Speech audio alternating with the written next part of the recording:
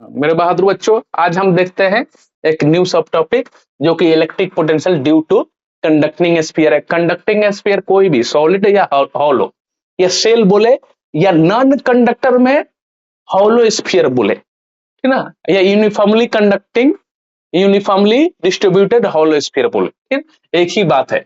हमने electric field find कर लिए हैं due to shell, due to conducting sphere, electric charge and field topic में हमको इलेक्ट्रिक पोटेंशियल अब बताना है, क्योंकि अब कौन सा टॉपिक चल रहा है, इलेक्ट्रिक पोटेंशियल एंड कैपेसिटर। तो हम मान लेते हैं कि ये क्या है, एक कंडक्टर है, ठीक ना, hollow solid any, radius capital R है, ठीक ना, क्यू चार्ज है। तो हम पहले बताते हैं इनसाइड इलेक्ट्रिक पोटेंशियल क्या होगा। तो हम मान लेते हैं कि स्मॉल आर क्या है, great less than capital are है। तो हमको इनसाइड में कहीं भी हमको इनसाइड में इलेक्ट्रिक पोटेंशियल बताना है। आप इसके पहले इलेक्ट्रिक चार्ज एंड फील्ड में हम लोग कर चुके हैं कि इलेक्ट्रिक फील्ड इनसाइड जीरो होता है, समझे ना, हम लोग कर चुके हैं। तो इलेक्ट्रिक फील्ड इनसाइड कैसे जीरो होता है, तो आप लिखिए electric field inside equal to एक आप रिलेशन जानते थे ना, electric field equal to potential by R, तो डीवी बाई डिस्टेंस। तो ये जीरो है, तो इसका मतलब ये कांस्टेंट है ना, ये जीरो है मतलब इसका ये कांस्टेंट है, ठीक ना। तो इसीलिए भी इनसाइड क्या हो जाएगा, इसके लिए कांस्टेंट हो जाएगा। कांस्टेंट मतलब क्या हो जाएगा, भी इनसाइड कांस्टेंट मींस जो सरफेस पे होगा वही होगा, के क्यू बाई आर, समझे ना। अच्छा, केस सेकंड में हमको क्या बताना है, सरफेस पे पोटेंशियल बताइए, surface at surface, then small R equal to capital R हो गया। अब इसके लिए तो हम जनरली लिख देंगे भी सरफेस इक्वल टू के क्यू बाई कैपिटल आर, ठीक है ना, कैपिटल आर। इसीलिए कहा जाता है कि भी इनसाइड और सरफेस पोटेंशियल सेम ही होता है, समझे, ड्यू टू कंडक्टर, समझ गए। तो हमारा इनसाइड में भी ये सरफेस के ही इक्वल होगा, ठीक है ना। तो भी इनसाइड इक्वल टू भी सरफेस, दोनों इक्वल ही होता है। केस थर्ड हम लिख लेते हैं। केस थर्ड में हमारा क्या होगा, आउटसाइड, हमको कहीं मान लेते हैं कि यहाँ पे हमको बताना है, तो यहाँ पे स्मॉल आर क्या हो जाएगा, आउटसाइड के लिए small R greater than capital R हो गया। तो हम भी आउटसाइड के लिए K Q by small are हो गया, ठीक ना, जितना डिस्टेंस है अब फ्रॉम सेंटर, समझे। तो ये सब समझ में आया। फिर से आप सुनिए, आपको बहुत ही क्लैरिटी के साथ पढ़ना है।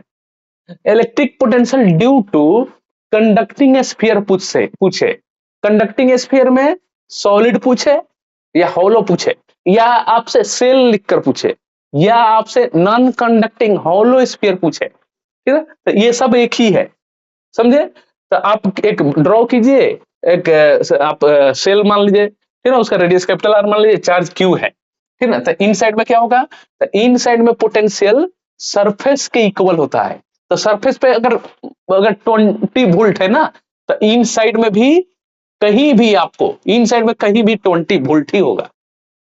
सरफेस और इन साइड में पोटेंशियल सेम होता है, समझे। अभी हम नेक्स्ट केस भी करेंगे, और उसके बाद सिर्फ उसमें क्या हो जाएगा, ये नॉन कंडक्टिंग हॉलो स्फीयर हो जाएगा नेक्स्ट वाले केस में, और ये इनसाइड का सरफेस सेम होगा। आउटसाइड में डिस्टेंस जितना रहे और सेंटर से रहे, मतलब ये मान लेते हैं कि इसका रेडियस 5 मीटर है, पूछ दे 6 मीटर पे, तो वो आउटसाइड हो गया, तो ये के क्यू बाई स्मॉल आर हो जाएगा, समझे। बहुत ही आसान है। सब टॉपिक हम करते हैं नेक्स्ट कैसे। ये क्या पूछ रहा है, electric potential due to non conducting solid sphere आपसे पूछे या यूनिफॉर्मली चार्ज सॉलिड स्फीयर पूछे। ये कंडक्टर नहीं है, इंसुलेटर है बट सॉलिड है, ठीक है ना। तो इसके लिए हम क्या करेंगे, तो केस फर्स्ट में आप लिखते हैं आउटसाइड में क्या होगा, तो आउटसाइड में फॉर एग्जांपल यहाँ पे आउटसाइड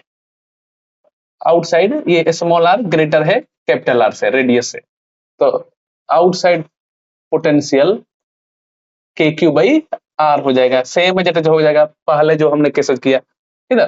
केस सेकंड में भी यही होगा, ठीक है ना, सरफेस पे भी ये आउटसाइड और सरफेस पे इक्वल ही होगा, आर इक्वल टू कैपिटल कोई भी रहे, नॉन कंडक्टिव सॉलिड रहे, हॉलो रहे, ठीक ना। V सरफेस इक्वल टू के Q by capital R.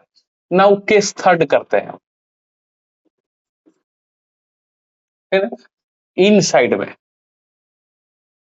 In side मान लेते हैं ये कैपिटल आर क्या है, ये ग्रेटर है स्मॉल आर से, है ना। तो एक ध्यान रखिएगा, potential at centre, centre 3/2 potential at surface होता है, मींस 1.5 पोटेंशियल एट सरफेस होता है।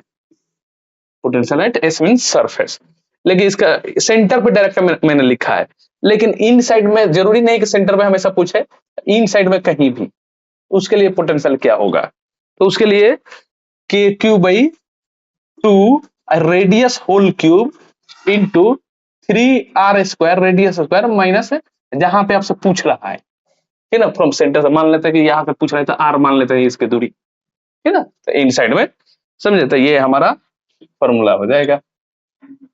यही बहुत आसान सा है, हेडिंग को ध्यान रखना है।